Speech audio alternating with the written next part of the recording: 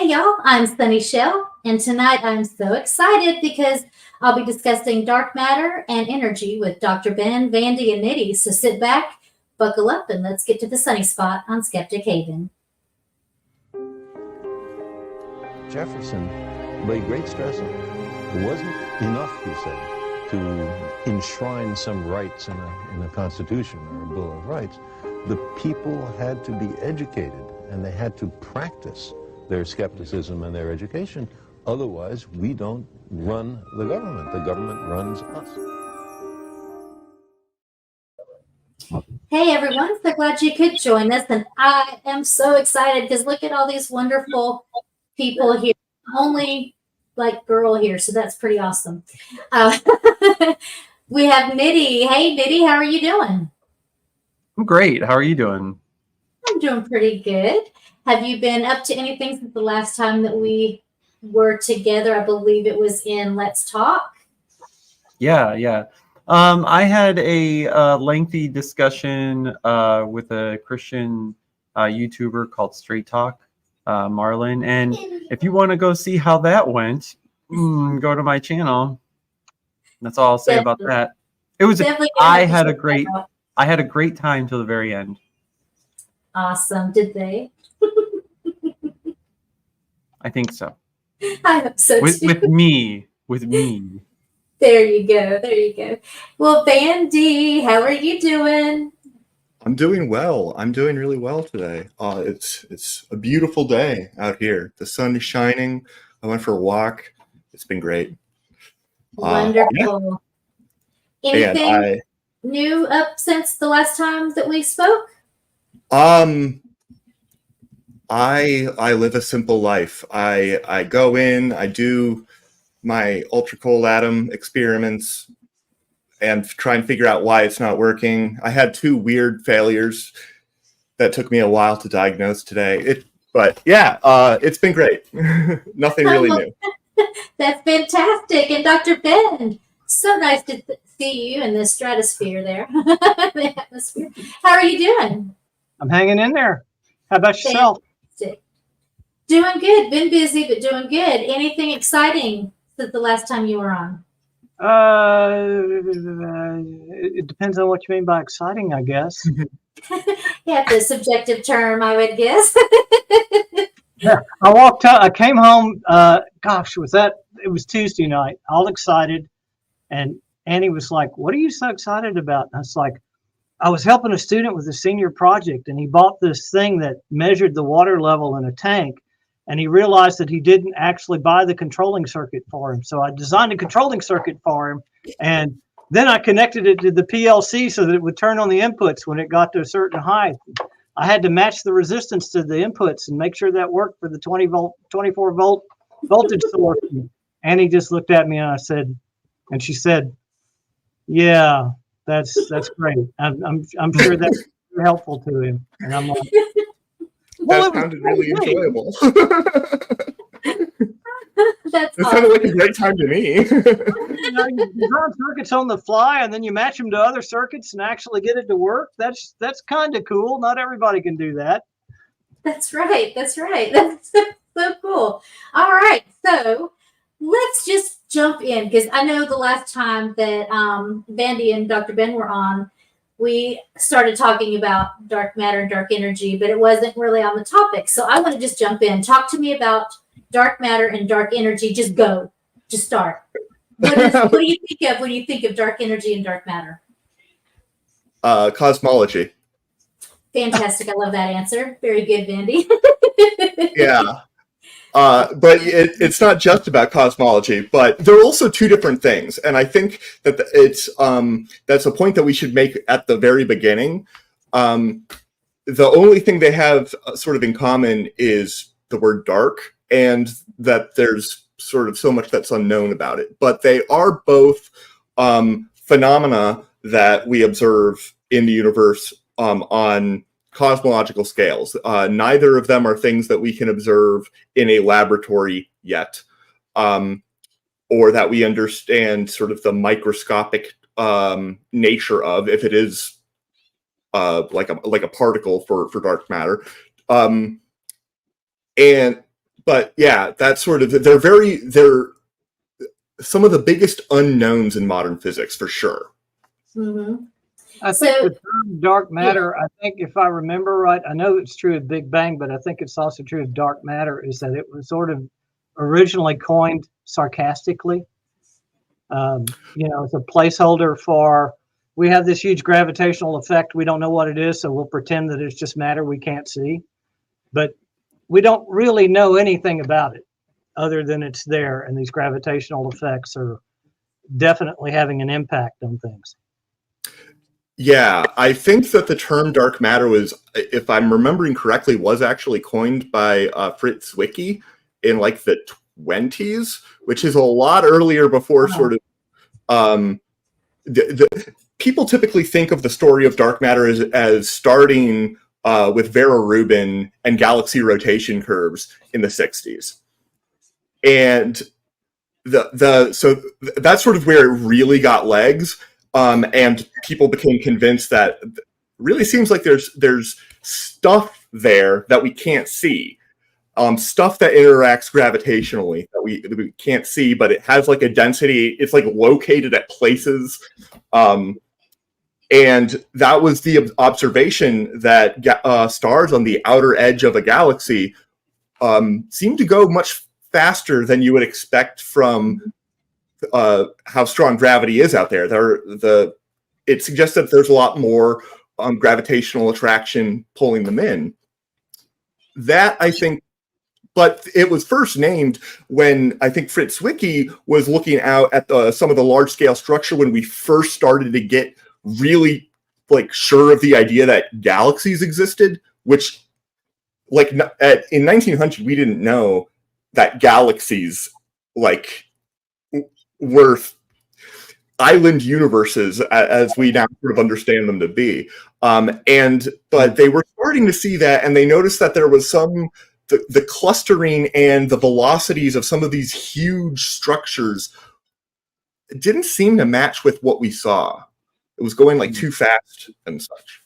So that's where it came from. And I think dark matter is a decent moniker for it. I think dark energy is a much less decent moniker for it. There's nothing dark energy about it. Different, right? And dark matter, actually, I would say it's a bit of a misnomer because it's really invisible matter. It's not dark matter. I mean, yes. I mean, and it's invisible in a very real sense. There's no probe that we can apply that will actually show it up. And of course, other than its gravitational effects, yeah, exactly. Right. And of course, now I'm going to make myself a liar because I'm not going to be slide boy tonight, but I did find us a picture of the bullet cluster per our previous conversation. Right? I was going to bring that. That's what I have. Oh, you have it? I went looking for it and maximized it for nothing. You've already got it? Well, I mean, you went through all that work. You can show it too. I have to remember how to show things on here. Let's see. Present. There we go. Share screen and share screen with two monitors. Yes, I have two monitors. How do I pick one? Find the one with the tiny picture that you want to show. Share. There it is. Okay. Oops. Oh. This picture is gorgeous. I love Hubble and I love James Webb, and I see all these things that I never dreamed that I would live to see when I was younger. But this picture tells quite a story, and it's worth telling because these are three pictures superimposed on one another. So you have the standard picture, the things that you see there that you would expect to see, the galaxies and the stars. And then in the red, that is an infrared picture of the hot gases. And in the blue is something very special. It is a mass density that they have plotted against this picture based on gravitational lensing. So distortions in the pictures of the distant galaxies are used to figure out what mass has to be there to cause the bending of the light.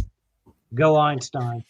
And so what you're seeing here is those hot gases. What you're seeing here is you see two galactic clusters that have have collided and gone through each other. Hmm. Because when galaxies collide, it's not nearly as dramatic as people think. It's like, a galaxy is mostly empty space, right? So it looks like two wisps of smoke going by each other or through each other. And so what you have here is you have a real-time pictures of two galactic clusters that have collided. The regular matter getting heated up by the interaction and showing off in the X-ray spectrum.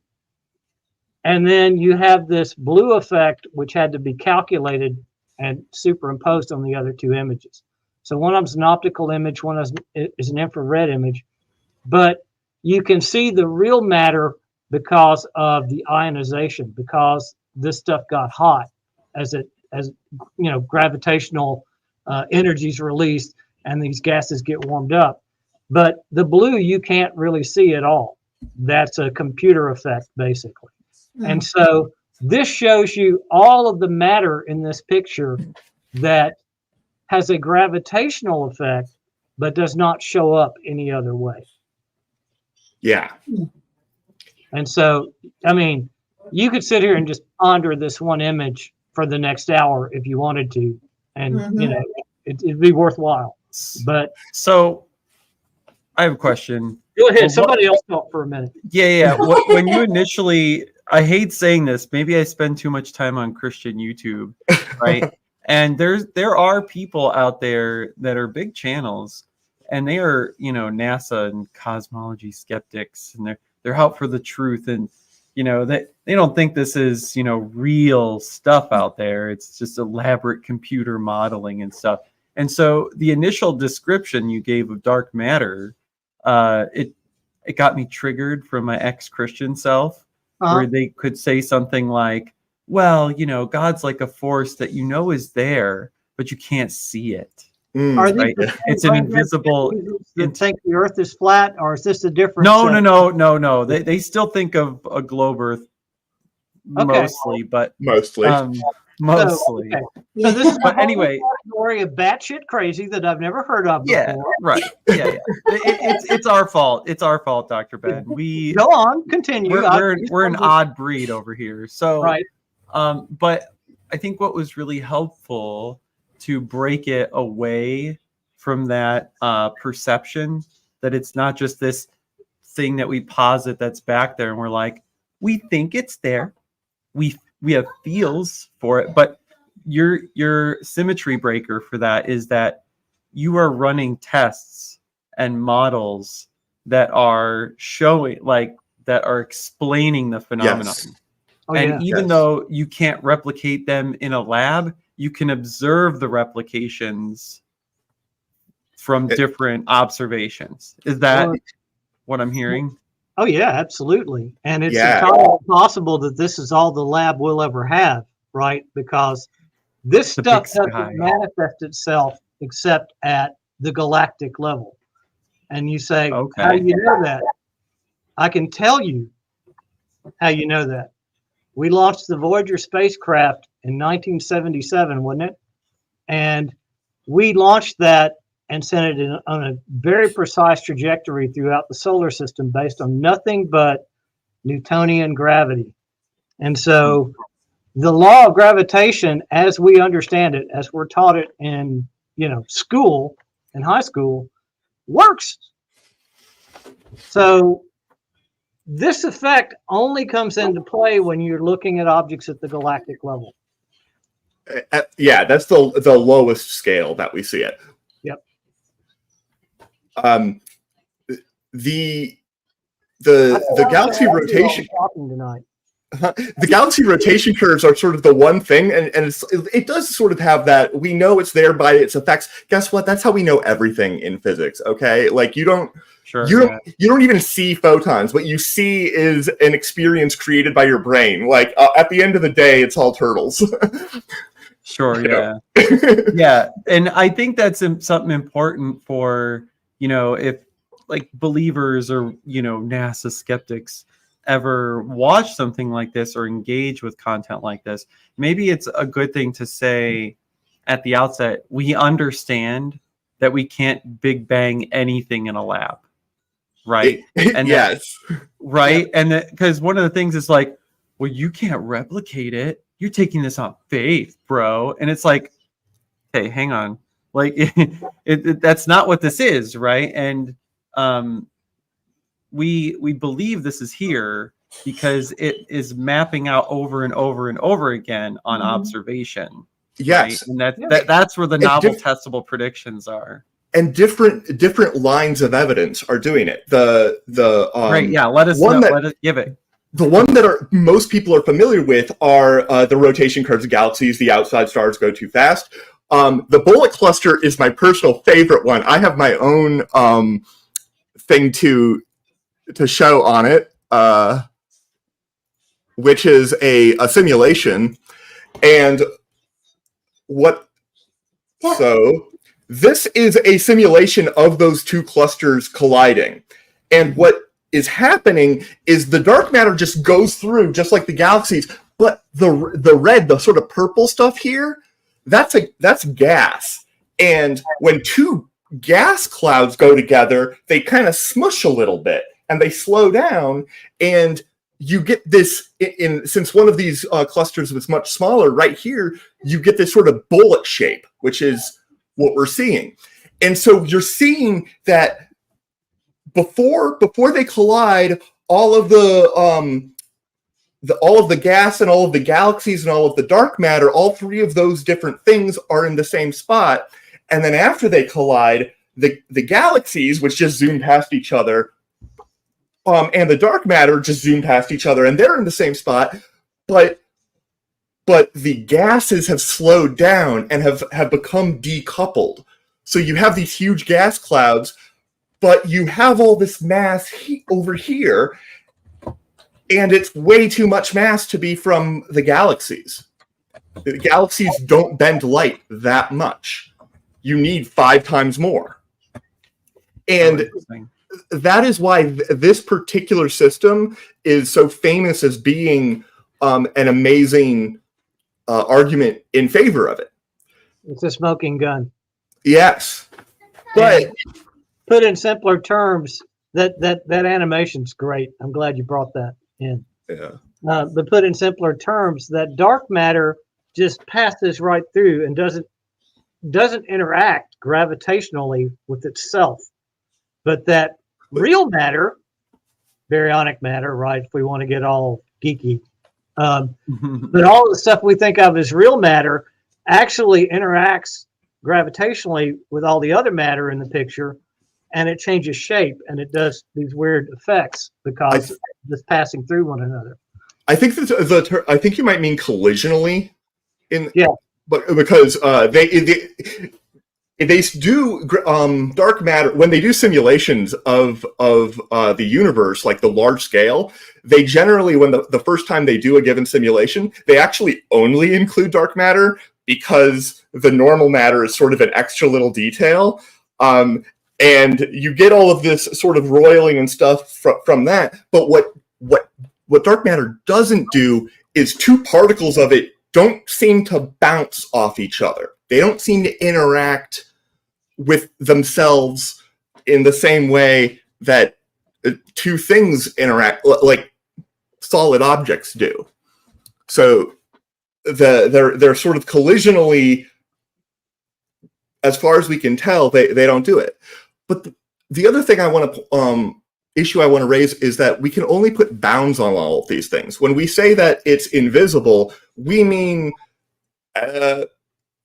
we haven't ever detected a photon that we think comes from dark matter, but that doesn't mean that there aren't any. We just haven't seen one yet. So you're always putting more and more stringent bounds on these quantities. And some people get upset that means science is changing. Yeah, for an explain it like I'm 5 analogy, would this work? The dark matter is like an electric current, and you've thrown two conductors through it, where the electric current might stay in the state to won't really seem affected. Your conductors just pass through it and bounce off each other, like a lightning bolt or something. Is that close? I'm trying to think of something that wouldn't obviously change if something passed through it, like where those physical like It's bouncing wouldn't happen yeah, it's for the stuff. Maybe fire. I don't know. Well, one of I think the thing, the other, there are three things in the bullet cluster that are sort of like colliding. You've got the gas, you've got the stars, and you've got the dark matter. The stars are definitely stuff. Like if two stars actually collide, that's going to be a big thing. They're going to go boom, and you're going to get. They're not just going to pass through each other. Two stars. Galaxies pass through each other because none of the stars ever actually collide. So it's as though there were 5 times as many stars in those galaxies, but we know how to count the stars, or at least we think we do. Right. And it's not there. So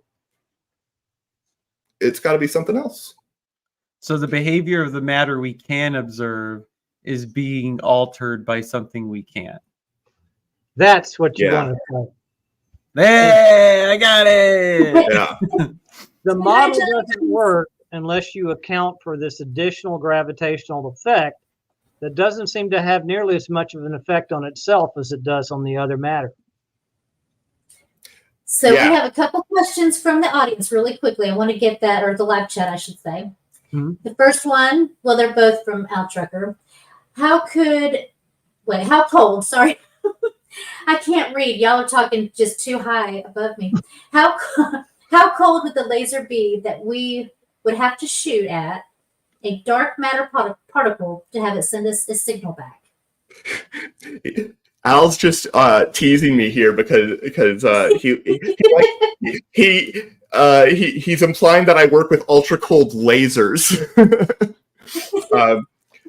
Unfortunately, if you shoot a laser at dark matter and you get anything back, like you'll win a Nobel Prize if you can convince people. So if you come up with any kind of probe that can bounce a signal off of dark matter, Nobel Prize is yours. I can speak for the Nobel Committee on that one. Yeah. I love how y'all get picked on by Al, because this is another one. It's so funny. Would you say the cosmos is a woven fabric or more of a quilt? I would say woven fabric. I don't know. What do y'all say? I'm going to say I don't know, not because I don't know anything about cosmology, but I know about how to knit stuff. Yeah. So I don't know the difference between woven fabric and a quilt to even make a comment on that. Yeah, that's obvious because neither of those is knit.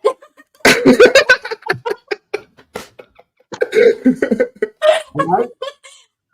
Oh, this is so funny. I mean, that whole cold laser thing, though, my brain like just wants to think that dark matter is in some kind of state that we would maybe say is insanely cold. The most popular model, the best model, the one that we have that explains the most observation currently for the evolution of the universe is the lambda CDM model, the lambda cold dark matter. The lambda part is dark energy, which we'll talk about. The cold dark matter part is about dark matter, but it is about the fact that it's cold. We know that it can't be, which is a statement about its kinetic energy. If it is made of particles, those particles are not traveling at the speed of light. Mm-hmm. They're traveling at the speed of that particles do. But there are many, many different models for dark matter. And if it's a particle and that particle is light enough, like even lighter than neutrinos, then because of quantum mechanics, it will have a very long sort of intrinsic wavelength. And that wavelength will be longer, sort of also the colder it is. And there are certain models of dark matter where all of those sort of particles are actually in the ground state. Like they're as cold as sort of they can get, and they're forming a Bose-Einstein condensate that's the size of galaxies, which would be really cool because then you'd have a macroscopic quantum system that is galaxy-sized. Wait, say that really confusing expicalifragilisticexpialidocious word again. If you have a cold enough dark matter, you will have it can form a Bose-Einstein condensate, a macroscopic quantum system that is galaxy-sized. Bose-Einstein condensate? Condensate. Condensate. As in it's condensed out of a gas, right? So it's Einstein with a Bozo the Clown nose. And he's really wet. Got it. It's an exotic form of matter that particles exhibit at very low temperatures, and generally, like the systems that I work with in the lab are ultra cold atoms, and you can cool atoms down, and when you get them 300 billion times colder than room temperature, they behave like big waves that overlap enough, and all of them behave as one sort of big quantum object. And you can make these things kind of big, like on the order of hundreds of micrometers, which if you were to flash a laser on it, you'd be able to see it for just a split second. But galaxies are bigger. Okay, when you guys were talking, I had a question and I forgot about it until you started talking again, Nitty, so you can't go anywhere. You're not going to see yourself out. Are we planning to go somewhere? No. I'm just being silly. I'm just being silly about my bad jokes. Oh, okay. Earlier you had talked about two. Where'd he go? No, he did not do that. No, my kids were talking. Sorry, go on. It's like that was perfect timing. You're gonna make me forget it again. You had talked about how when two galaxies collide, it's not as graphic as we think it is, or drastic as we think it is, because it's mostly open space. That was But actually that me. immediately. I'm sorry, say that again. I said that was actually me, but okay. I don't think that's she said right, it was that's right. me. Did you? Go ahead. I did. It just reminded me about my question just now when you guys were talking about that. So my question then is, because I've always heard that we are, well, not always heard, it's all, we know that we are going to collide at some point in the future with another galaxy. What does that mean? I know what it means, but what's going to happen when that happens? Like, in other words, if it's a lot of open space, does that impact the gravitational pull on planets? Does it impact the gravitational pull of each galaxy? Will there be an actual effect that could be catastrophic to human life if we happen to be around when it's still around when it happens? There could be. And the short answer is we don't know. There's different probabilities of different things happening, right? Like you could have a star system in the Andromeda galaxy have a direct hit with our solar system, and then it's lights out for all of us. What the most likely scenario is the night sky will get really, really bright, but not much else will happen. Wow. Yeah, the sort of majestic belt that you see for the Milky Way that we see in the night sky,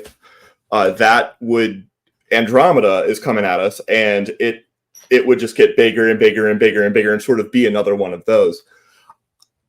If there was a direct hit, obviously we'd be totally screwed. There's not really much we could do about that.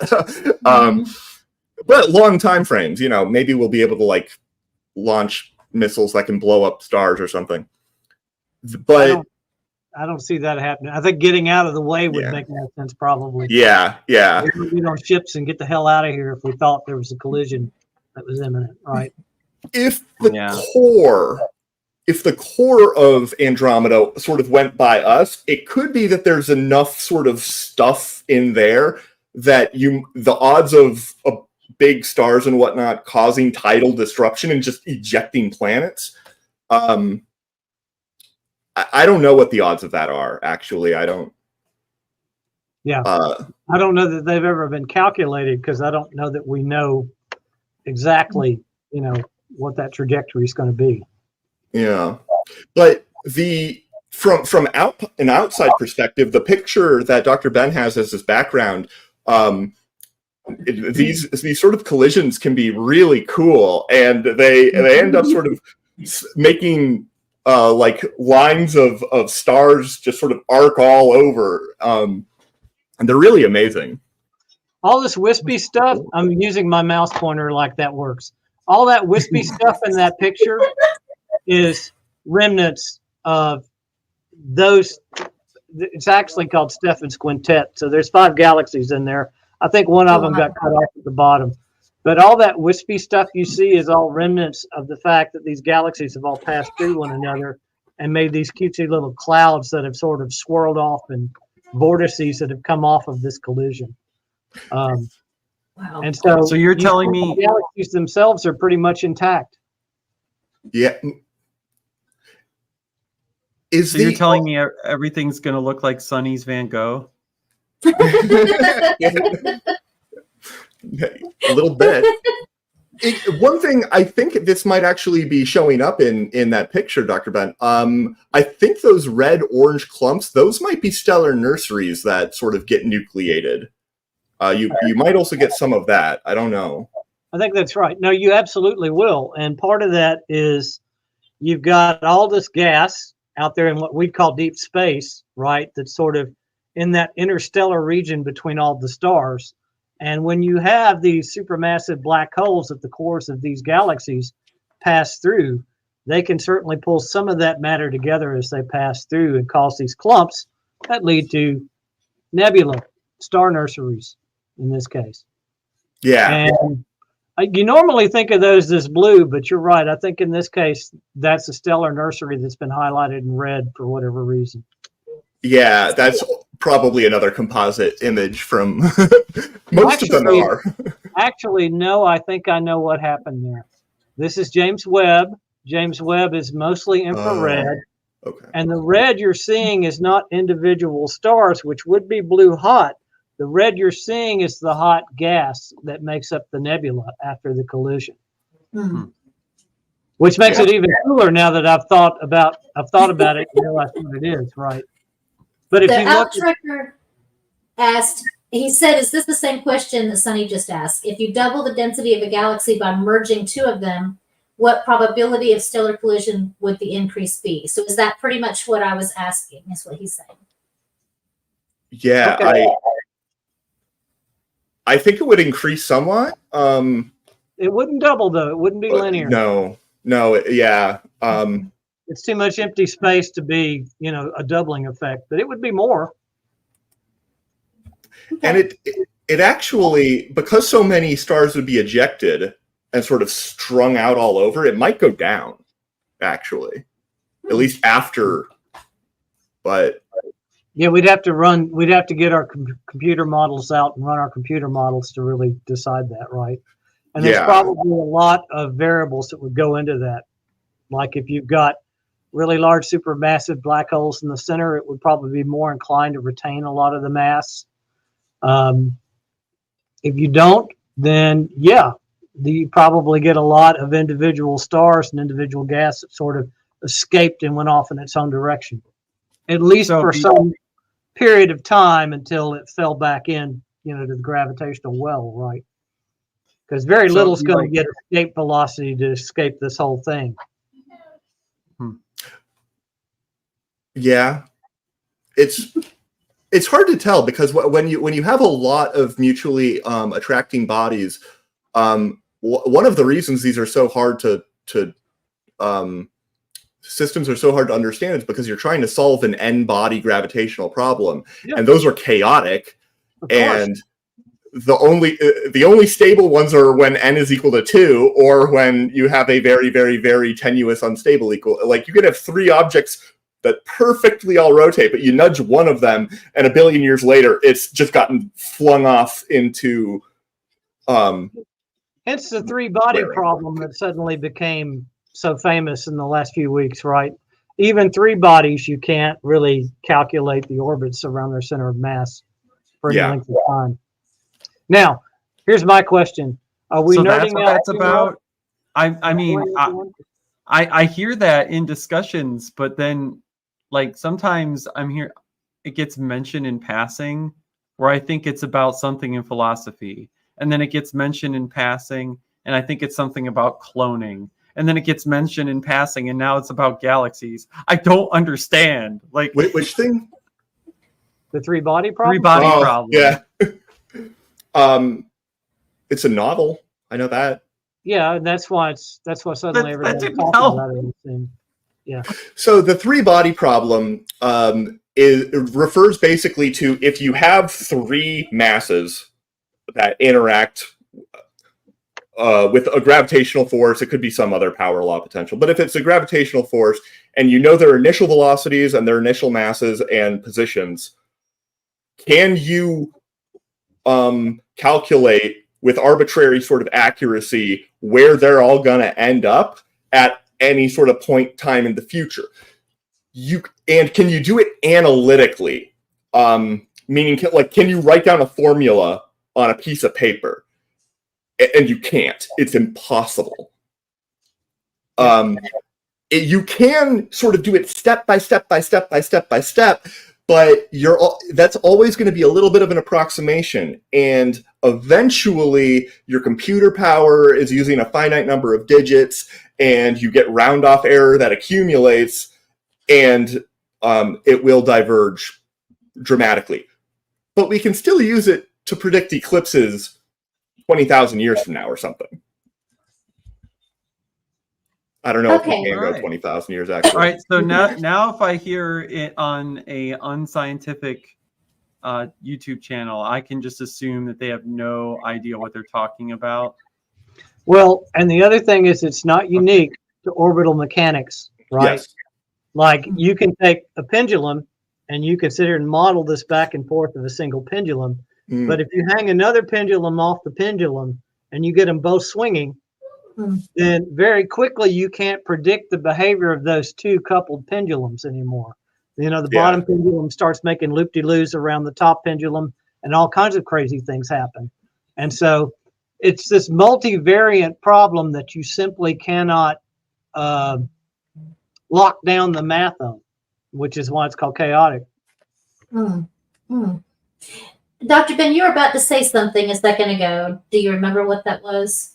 I just wanted to, I didn't want it to pass. I'm 59 years old. I'm having a good day if I can get to the end of the sentence and remember what the hell I was saying. Now you're asking about something I was saying 5 minutes ago? No, it's not happening. I know, it's terrible. I needed to go back to that just in case on the off chance that it was still there. Somebody says something and the thought comes back into my head again. Oh, yeah, I remember thinking that a minute ago. That's the only way it's going to happen. Yeah. So for the double pendulum, would you also have to make sure that's dimensionally locked to 2 dimensions, or does it also like inherently like move it, like cause unpredictability in 3 dimensions? So like I'm picturing like I've got dangly Legos, right? And I attach like a string, a rock Lego, and a string and another rock Lego, and I hold it with my fingers and I try and get them swinging like 2 yo-yos in opposite directions, right?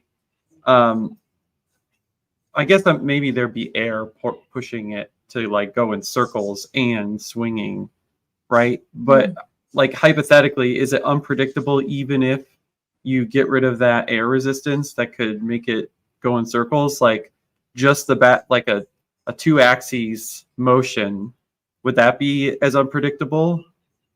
I think so. The 3-body problem. Okay. Like I'm trying to understand like how messy this actually is, right? Like if it's as simple as that, okay, cool. The fact that it's messy in 2 dimensions means that it's super messy in 3 dimensions.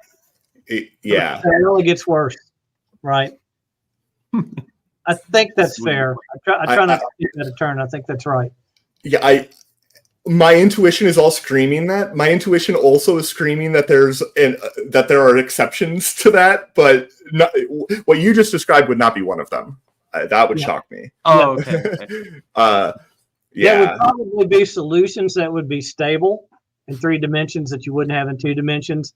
Like you could have, we're talking about 2 Foucault pendulums, right? Where they're allowed where they're free to swing in 2 different planes.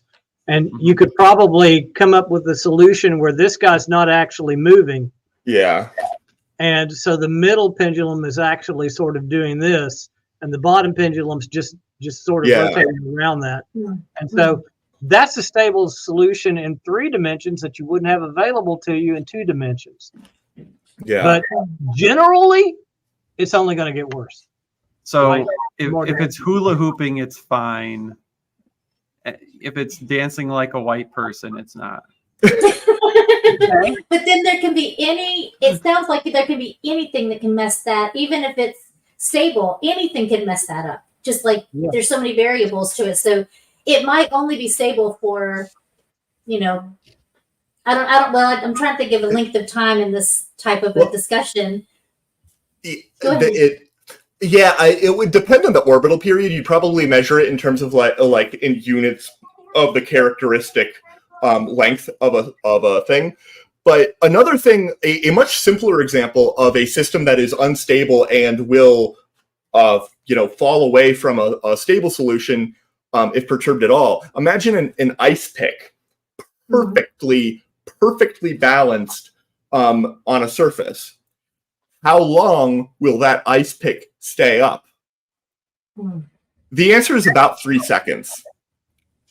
And quantum mechanics is the reason why, because a perfectly balanced ice pick still has an uncertainty in its momentum, which means it's going to be evolving away from that. And this is a problem that I had to do in some class sometime. We have to call that an unstable equilibrium. Yeah. I think, by the way, what I was asking earlier when we were getting really geeky there for a while is this fun for us? Is this still going to be fun for the audience, right? Because we were geeking out pretty hard there for a minute. And I think, Steve, that's why I'm here. That's why I'm here to make dumb analogies and silly jokes so that people can, that's be good. in the I'm box glad with us. We've been at this for 40 minutes, so I'm still trying to figure out exactly what your function is. Shots fired. You said Most of the time, I don't even know. Kind of smart things in the beginning, and I thought, oh, they brought in another physicist, and then you were like, I don't know, but and it's like, oh, okay. No, he's just some guy we found on the street corner. Some random dude you just brought in, and I feel really smart thinking that dark matter is really cold. Okay, so I'm gonna go eat an extra cookie for that after this. It's why it can't be neutrinos. So, yeah, there we go. Because they're not cold enough. Other than, I actually had a question written down at the beginning. Maybe this will make me sound smarter. I don't know. So beside looking at heavenly bodies and postulating, where these things are going to move and what's the next thing we could see in 50 million years in the stars, right? Aside, put all that, in Nerdland, Candyland, wherever, and give us what you guys would think is a practical application or thing that is going to affect how we use technology or develop technology from what you guys study or these observations, these equations. What do you think the applications would be? Oh, the short answer is there's no practical application for this. This is science. Dang it. To be clear, people like Dr. Ben and I view that as a positive statement. That means you're pure. Oh my gosh, I you love really have to. That's a tough one. A practical application for understanding dark matter. You kind of have to reach pretty far. But I can imagine one, which is. I told you at the beginning that we launched Voyager based on nothing more than Newtonian physics, right? Yeah. And so that's a practical application, but we didn't need dark matter or dark energy. We haven't got to dark energy yet, by the way. We don't need dark matter or dark energy to have done that. And so you're literally talking about an application that would have to range over an area that's larger than the solar system before you even, had to worry about it. Or manifest in different ways. Yes. Like if you could come up with something that could take this dark energy out of, space and do something with it in your local area, but that's getting way out there, right? Yeah. There are a lot of experiments that are currently being conducted to try and detect some form of dark matter. And they all rely on it not being totally non-interacting. Like it's got to be weakly interacting. And so far we haven't found it. But the experiment that I'm working on actually will also, one of the things it will be able to do is test certain classes of so-called ultralight dark matter. These are the kinds that are big, huge quantum waves over the size of the galaxy. But what they would do is they would minutely change the value, for example, of some physical constants, and they can change it. They can change then the energy levels of atoms. And so if you have a really, really, really precise laser and atom clock setup, then eventually you might need to incorporate the effect of dark matter as a systematic thing on that. And if you wanted to try and do GPS across the entire solar system to picosecond accuracy, maybe you would need that.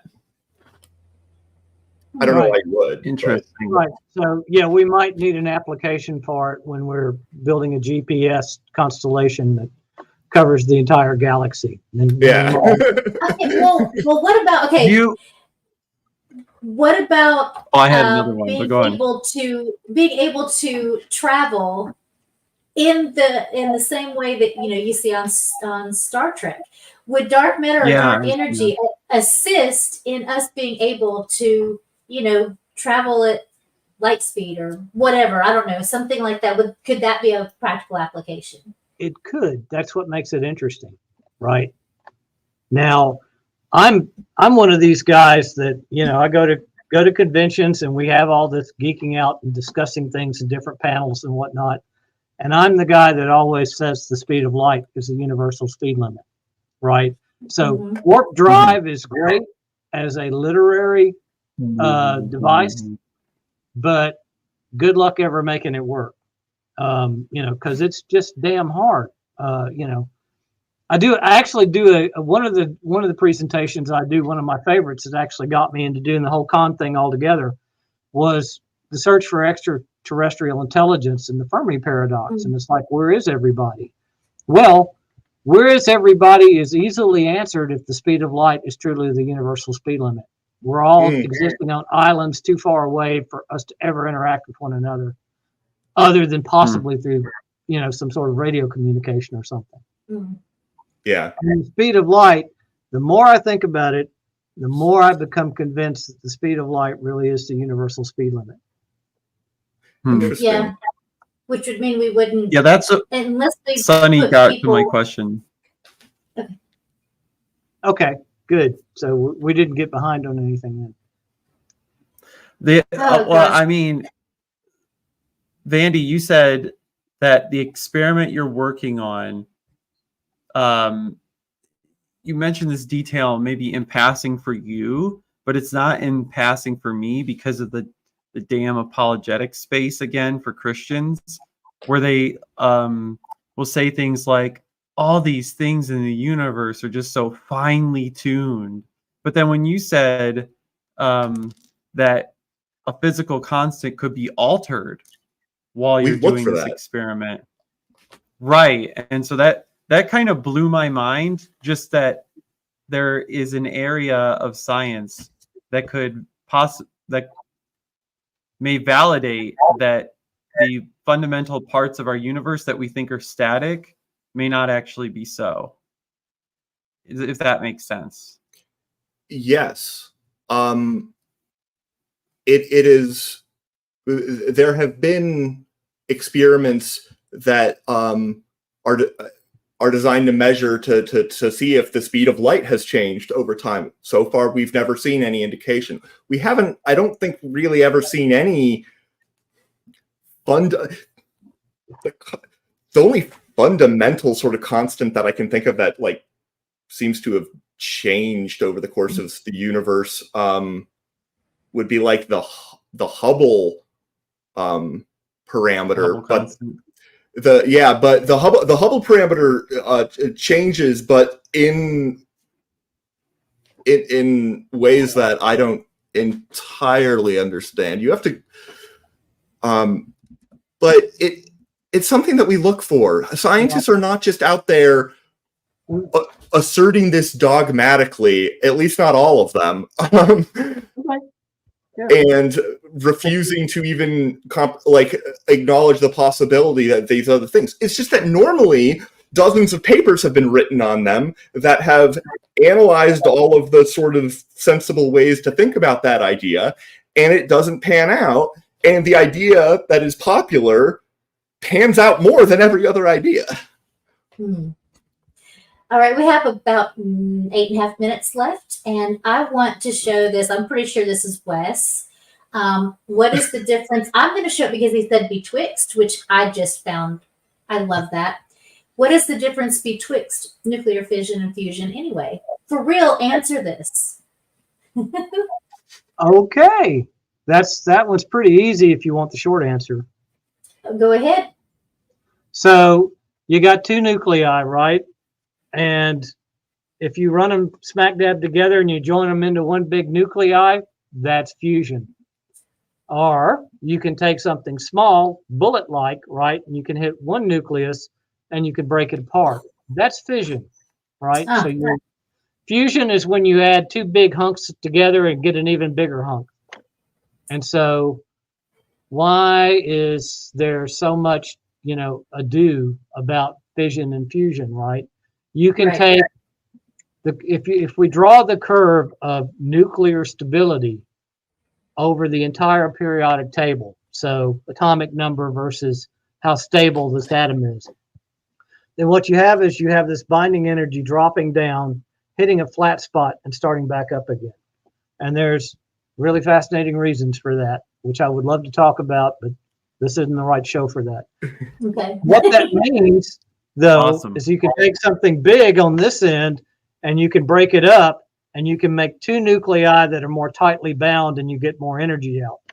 Or you can take something really small like helium and you can combine that to make something heavier like lithium, and you can get a whole lot of energy out through that fusion process. So you either start with two small atoms and run them together, or you start with a really big atom and break it apart. But either way, you can get energy out. All the way either up to or down to iron. Yeah. Atomic number 59, which is your stablest atom in the periodic table.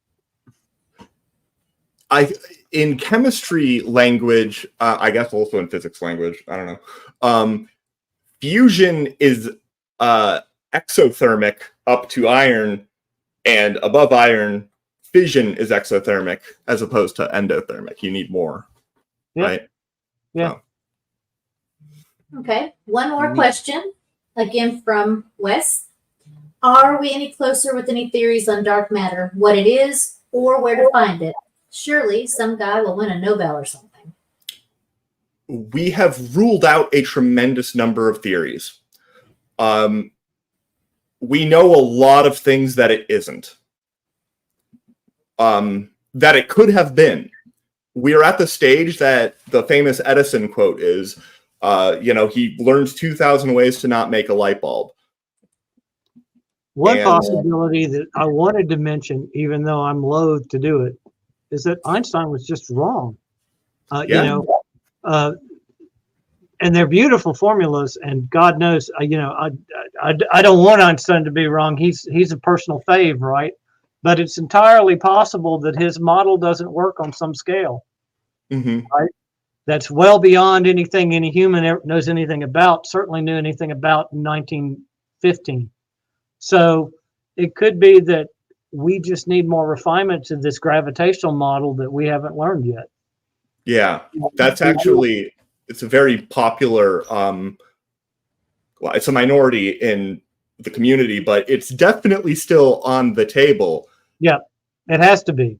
Yeah. It has to stay on the table until we actually figure out what's going on. All right. So it's called a theory for a reason, right? It can be wrong. Yeah. So with our last few minutes, I would love to get your closing thoughts. And I'm going to start with Vandy. We never even talked about dark energy, barely. We're so bad at this. Oh no. Look, that's why I said I just threw out talk, because I knew you guys would talk, and I didn't have to say anything else. I think that dark matter, the nature of dark matter, it's also the reason I said cosmology when it was the first word is because it is so intimately linked to the evolution of the universe as a whole, and so is dark energy. And our models, we have models that explain a tremendous amount of data with a limited number of parameters, and then you can extrapolate and predict accurately new things about. It doesn't predict everything. It doesn't predict. There is a particular type of correlation of galaxy like luminosity and rotation rate that actually just doesn't make sense in the model. The Fisher-Tully relation is what it's called if people want to Google it. But it's to throw everything out, to throw out the idea of dark matter, including modified gravity. Modified gravity, depending on its flavor, well, really looks a lot like just like stuff, like matter. But it explains so much that the problems that the theory does have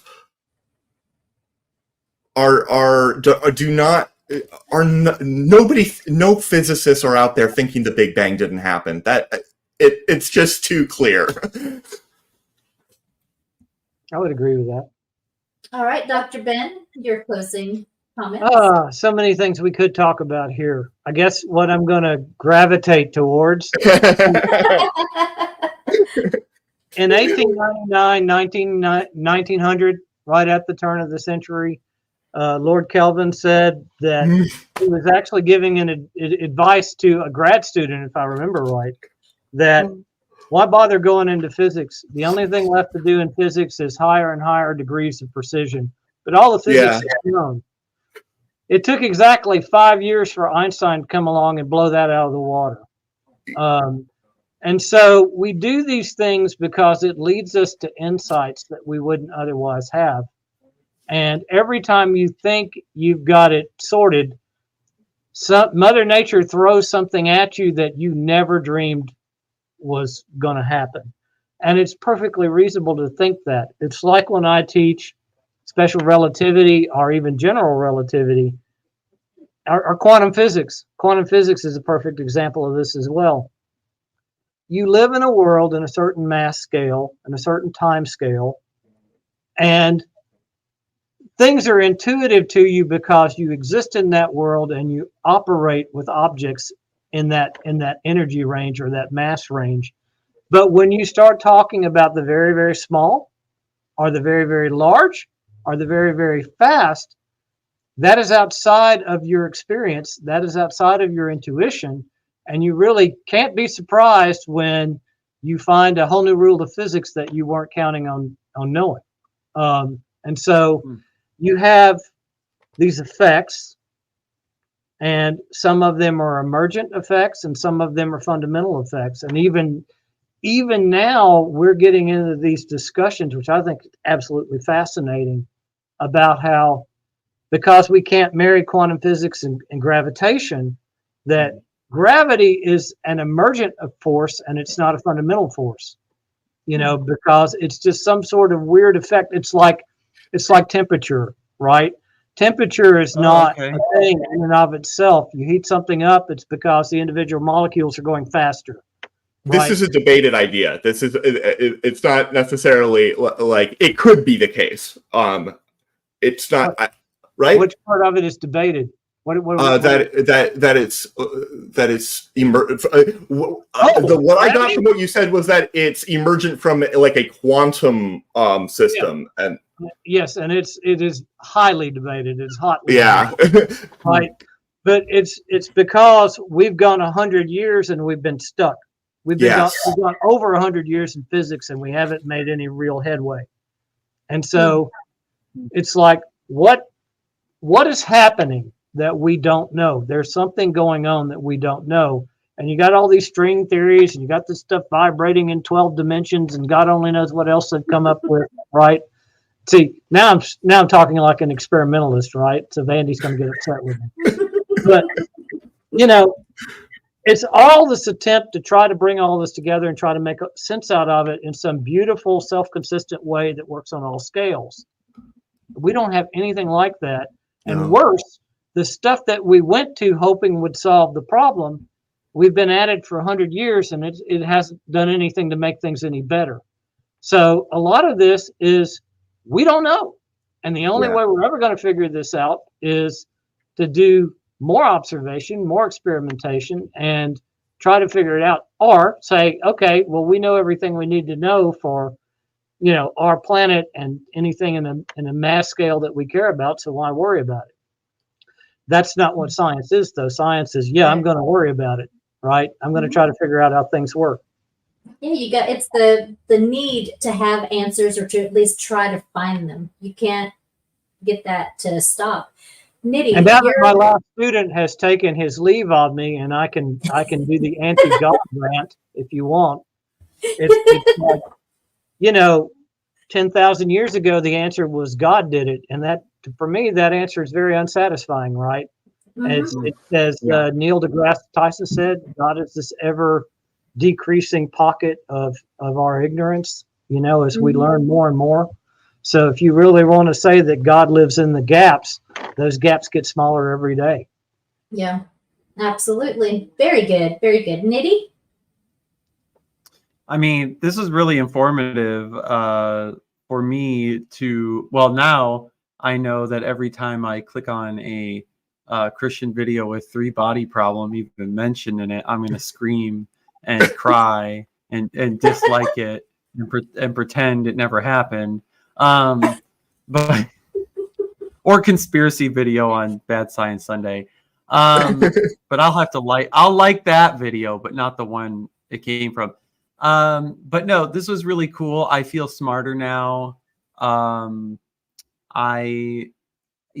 feel like I have a better understanding of dark matter, and you know, I kind of feel more equipped of how to explain it to someone else and why there's a good reason to believe it, because I could run into relatives or people that I talk to face to face or in this online space that'll be like, were you there? You know, like that kind of crap. Vandy knows what I'm talking about. And the same goes for like other areas of science, right? Can't replicate it in a lab doesn't mean that we don't have good ways to validate these phenomenon, right? Or enshrine into our models like what this thing is and have a level of certainty that it is there, that this is how things work. Tough shit. And so, you know, this was great. I had a lot of fun with you guys. And I really appreciate how, you know, you guys were able to break things down and help my analogies along. So yeah, this was a really good show for me. So I did have one more question. Do you guys know of or watch any content that makes it like, you know, really accessible to engage with these topics without it just, kind of glazing people's eyes over after 5 or 10 minutes? Yeah. If you don't, that's fine. I mean, it might not exist. It might be like, It's hard. asking. Yeah, and it's the- like one of asking, the is things gravity an emergent property? No one on YouTube does it yet. Oh. It's hard. And one of the things that makes it hard, it's become a rant for me. And I have way too many students that don't know basic math, and this is why it's become a rant for me. Mhm. But I sit around on the couch with the dogs. I don't have a job that actually makes me work long hours anymore. I certainly did my time with that, and I'm happy to be semi-retired. But I watch a lot of YouTube videos, and I still am watching physics videos, right? I haven't got bored with that to move on and learn anything else yet. So I'm boring in that regard, that I'm, one trick pony. But when you look at any of the literature or any of the videos or any of it, whatever it is, books, audio tapes, textbooks even, you're going to find a class of books or videos that are made for the everyman. And then you're going to find a class of books or videos that are made for the experts. There's not nearly as many of them, right? Because they don't have the kind of audience or following that the pop science stuff does. But you can't get into these deeper discussions. You simply can't without knowing the math, Yes. without getting a textbook, without working through a few graduate level courses in physics. Everybody tries to simplify it. As a teacher, let me tell you, I work my ass off trying to simplify things in ways that people can grasp it. But there's a whole lot of stuff that even now I don't get it. And if I don't get it, how am I going to be able to explain it to anybody else? And it's that stuff that exists way up there at that high level math that even I'm not good at, right? That, yes, the math, the model points to this, and this is happening, and this is what we think is going on when we do this observation and how this effect works. But that's not an intelligent conversation you have if you don't have the lingua franca of physics, which is mathematics. Yes. Mm. Oh, Yes. very good. So Well, I want to thanks. say that That's a really good answer. Thanks. I think and that's one of the reasons that I wanted to do this show and have science kind of accessible to everyone. We talk I think on a higher level, even though I'm not on a higher level. I listen to you guys talking on a higher level, and it gets me excited. And what I want is for people to be excited about science again instead of skeptical about it. And that's what scares me the most. Just as you said about math, it seems like education as a whole is being demonized. And I want people to get excited and to turn around and want to learn more and want to take those, even a community college course, that can spark that interest to learn more and learn more. And maybe we'll have our next Einstein out of that, but we won't have anyone if we continue to not have science believed, for lack of a better phrase. So Right. Great question, Nitty, and great answer. Dr. Ben, you guys are so awesome. I have so much fun. And I just have to tell you guys, I have been like seriously overworked and exhausted. And I was like, Wes, maybe I shouldn't do the show tonight. Maybe we should hold off. And I've had so much fun. Even my husband said, you're going to love it. Just, go on there. And I did. You guys really did make my day, make my week. And if you guys all like this as much as I do, and I hope everybody does, remember to like, subscribe, hit the bell, all those wonderful things that we like.